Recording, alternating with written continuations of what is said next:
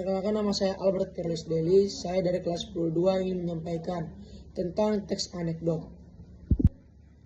Pada suatu hari ada seorang mahasiswa yang sedang study tour di gedung DPR. Lalu dia melihat ruang sidang atau ruang rapat itu sangat kosong dan tidak berpenghuni. Lalu dia pun bertanya kepada ibu-ibu yang ada di sekitarnya, "Bu, kenapa ini kosong, Bu? Padahal ini ruang rapat, Bu." "Iya, Nak, katanya memang ada rapat penting hari ini. Tapi saking pentingnya orang entah kemana, bahkan hanya kursi yang datang untuk mewakili suara-suara atau yang membahas topik-topik rapat. Bahkan ketika dewannya pun datang, mereka pun tidak mendengarkannya. Bahkan mereka itu hanya sibuk melihat HP dan tidur. Dan tidur di ruangan yang sangat ber-AC dan dingin.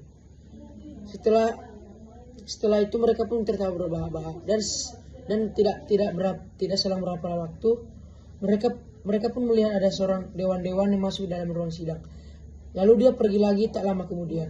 Lalu dia pun bertanya lagi, "Kenapa mereka pergi lagi, Bu?" Iya Nak, mereka memang begitu. Mereka hanya sibuk mengurus perut buncit yang penuh dengan uang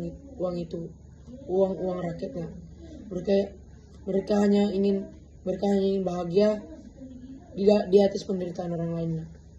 Lalu dia pun bertanya, berarti mereka tidak mempedulikan kita, ya, Bu?" "Ya, Nak, mereka pergi ke dalam ruang sidang hanya mengisi absen dan menunggu gaji datang dan untuk mentandatanganinya agar mendapatkan uang sebanyak-banyaknya. Belum dari tunjangan-tunjangan, bahkan mereka pun merasa tidak cukup dan merasa tamak dengan gaji sebanyak itu. Semenjak itu rakyat pun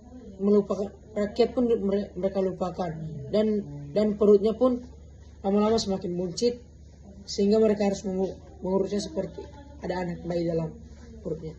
Lalu mereka pun tertawa berbahak-bahak dan singkat cerita mahasiswa tersebut pun sudah pulang. Lalu dia pun menyampaikan semua fakta tentang gedung DPR. Terima kasih.